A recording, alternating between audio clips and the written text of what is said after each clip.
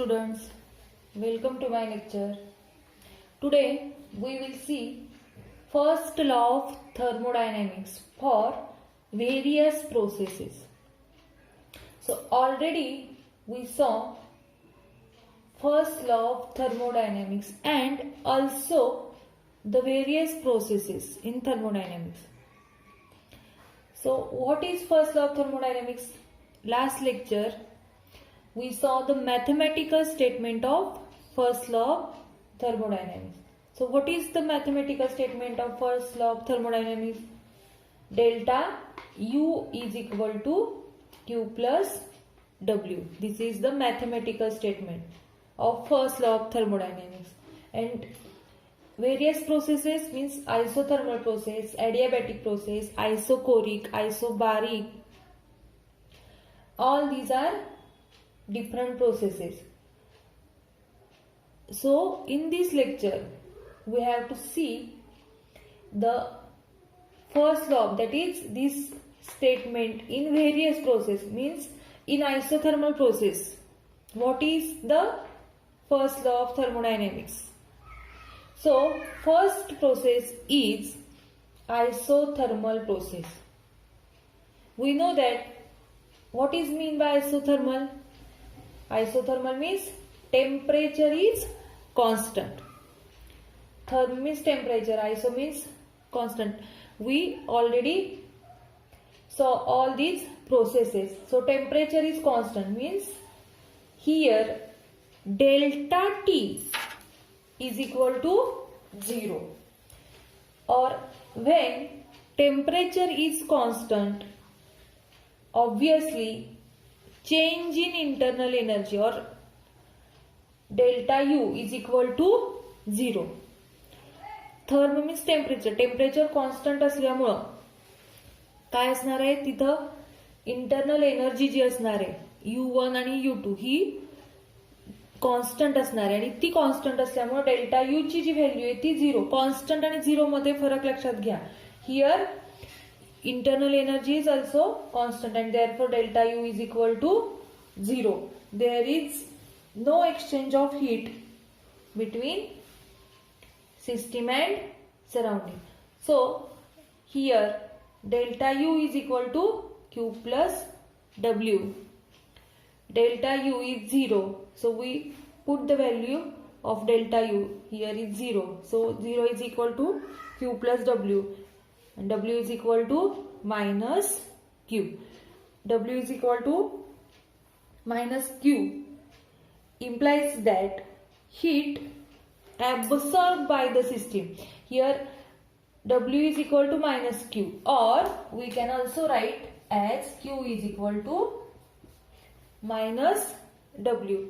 So here this equation W is equal to minus Q implies that when work is done on the system, here W positive आहे म्हणजे काय असणार आहे इथं system वरती work होणार आहे. When work is done on the system by the surrounding it result in release of heat. Release म्हणजे या ठिकाणी क्यू ला कुठलं चिन्ह आहे इथं मायनस चिन्ह आहे आणि मायनस असल्यामुळे काय सांगते हे equation Q is equal to minus आहे म्हटल्यानंतर हीट रिलीज होते. आणि मग हे इक्वेशन काय सांगते when work is done on the system by the surrounding. On the system by the surrounding म्हणजे इथं काय असणार आहे कॉम्प्रेशन असणार आहे. म्हणजे ज्यावेळेला कॉम्प्रेशन असणार आहे वर्क डन इथं कॉम्प्रेस होतं तेव्हा हीट काय होणार आहे रिलीज. किंवा हे इक्वेशन काय सांगते Q is equal to minus W चा अर्थ काय आहे तर व्हेन हीट इज ऍब्सॉर्ब इथं Q is equal to positive आहे म्हणजे हीट ऍब्सॉर्ब झालेली आहे. When heat is absorb by the system the work is done on the surrounding. On the surrounding म्हणजे काय होणार आहे एक्सपान्शन होणार आहे. So here W is equal W and Q are in opposite sign. Understand.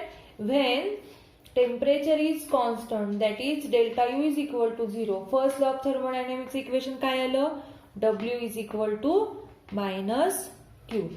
So this is the first process. Second process is a adiabatic process.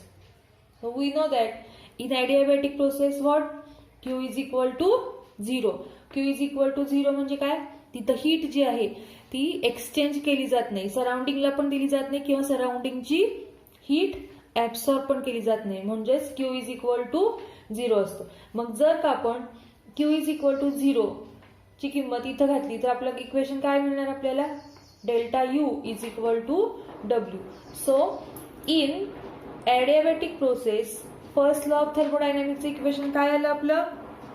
तर delta U is equal to W. Delta U is equal to W म्हणजेच काय? तर या ठिकाणी if the, किंवा आपण असं पण म्हणू शकतो की minus delta U is equal to minus W असं पण आपण म्हणू शकतो. मग या ठिकाणी आपण काय सांगू शकतो?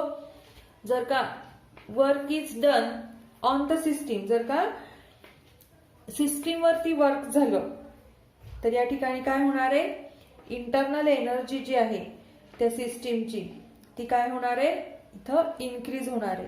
याचाच अर्थ काय? The internal energy of the system increases if work is done on the system. लक्षात येत आहे? इंटरनल एनर्जी तर पॉझिटिव्ह साईन असल्यामुळे आपण काय सांगितलं? Internal energy increases. कधी इन्क्रीज होणार? When the work is done on the system. आणि इथं याचा अर्थ काय? Minus delta U is equal to minus W म्हणजे काय सांगता येईल? तर द एनर्जी हिअर डिक्रीजेस होणार. Internal energy of the adiabatic process will be decreases when there is work on the surrounding, or when expansion occurs the internal energy decreases. So in adiabatic process what is the first law of thermodynamics? Delta U is equal to W. Next process, isochoric process. So what is mean by isochoric process? In isochoric process volume is constant, that is delta V is equal to 0. Volume constant असतं. V is equal to constant म्हणजे काहीतरी ठराविक volume असतं. पण delta V म्हणजे काय? V2 minus V1. मग V2 आणि V1 सारखे असल्या डेल्टा V ची किंमत काय येणार? 0 येणार. म्हणजे in isochoric process here delta V is equal to 0. आता आपण हे इक्वेशन पाहिलंय. W is equal to minus P delta V. This is the equation for work done in irreversible process. W is equal to minus P delta V. So here we put the value of W in first law of thermodynamics. First law of thermodynamics म्हणजे हे equation आहे आपलं. Delta U is equal to Q plus W. मग delta U आहे तसा लिहिला, Q पण आहे तसा लिहिला, पण W च्या ऐवजी काय लिहिला आपण? Minus P delta V. आता delta U is equal to Q minus P delta V असं इक्वेशन आलं. पण आपण काय सांगितलं? In isochoric process delta V is equal to 0. So 0 into P. Equation काय येणार मग? 0 इंटू P 0 येणार. आणि म्हणून देअरफॉर काय येणार? Delta U is equal to Q. Here change in internal energy is equal to increase in internal energy. इथं delta U जे आहे हे स्टेट फंक्शन आहे. आणि कारण की delta U is equal to काय? U2 minus U1.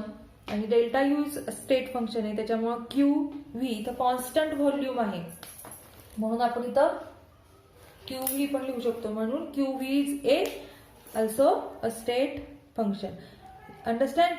Here change in internal energy of the system जी आहे डेल्टा U जे change in internal energy is due to what? Heat transfer at constant volume. Q means heat and V means at constant volume. So change in internal energy of the system is due to change in किंवा transfer of heat at constant volume. So in first law of thermodynamics equation कसं आलं? Delta U is equal to QV. त्याच्यानंतर next process आहे isobaric process. Isobaric process. Isobaric process म्हणजे काय? Pressure is constant. Pressure काय असणार आहे तिथं? कॉन्स्टंट असणार आहे. ऍट कॉन्स्टंट प्रेशर काय होणार आहे?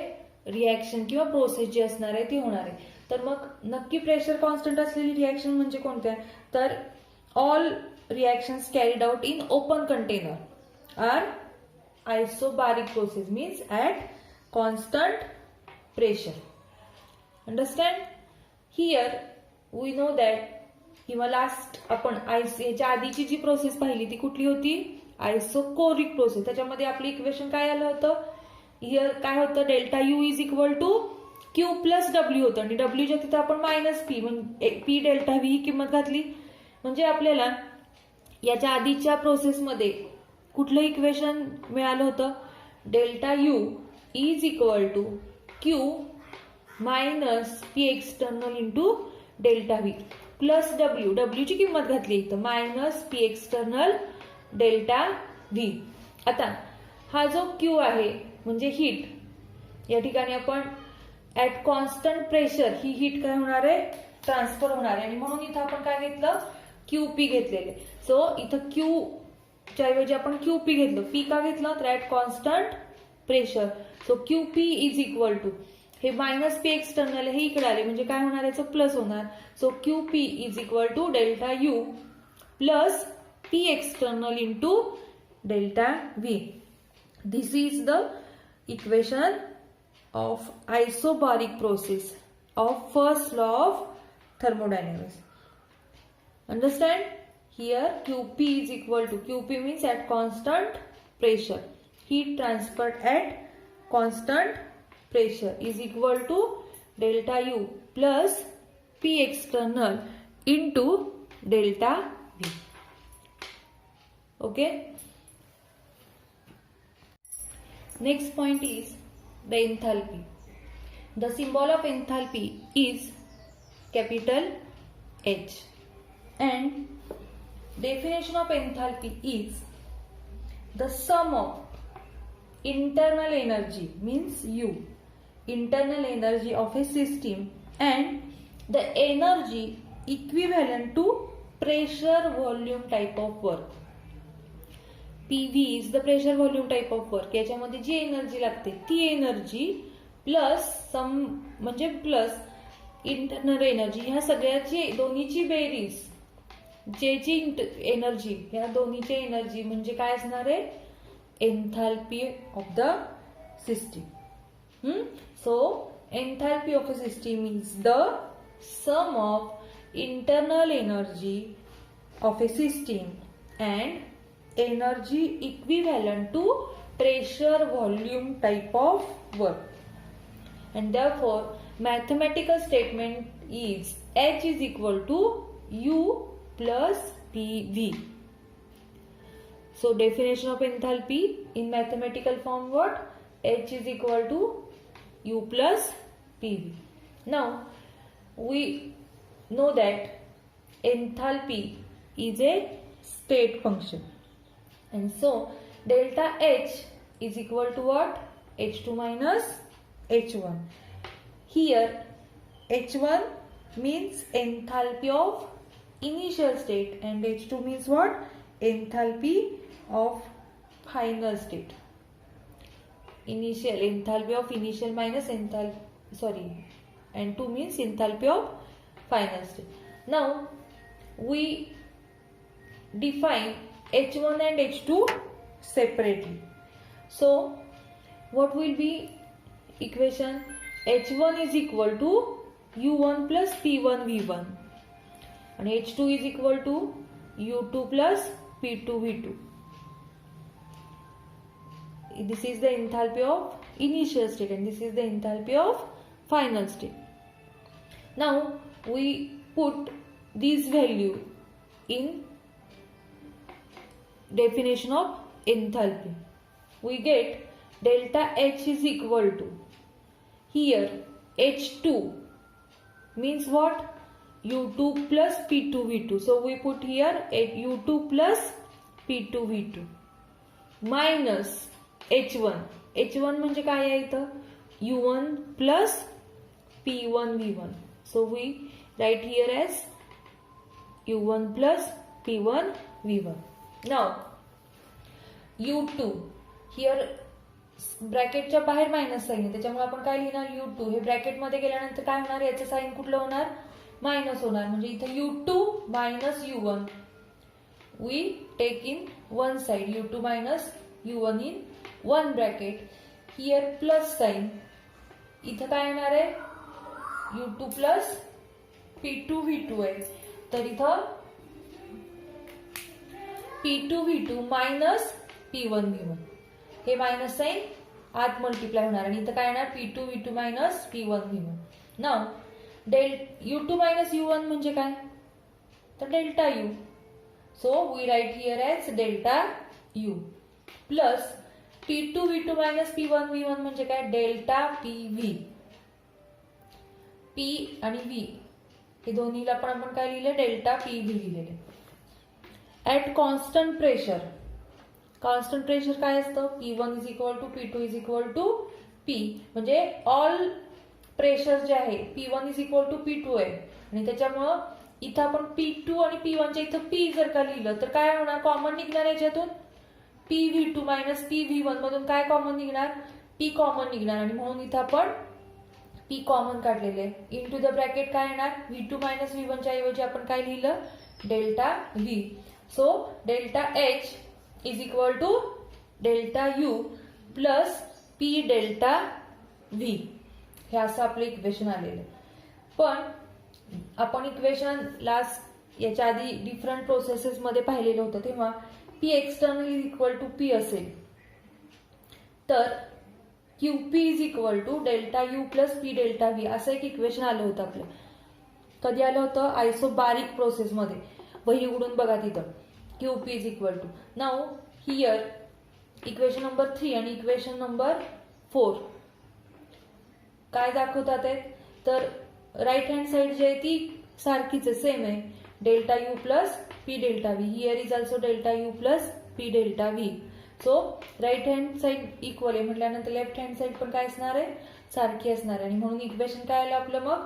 Delta H is equal to QP. म्हणजेच काय? तर change in enthalpy of a system is equal to heat transfer at constant pressure. So here we saw the definition of enthalpy. H is equal to U plus PV and also we saw the change in enthalpy of a system is equal to heat transfer at constant pressure. Understand? Here H and Q both are state functions. So this is the definition and the relation between delta H and QP. Okay, thank you.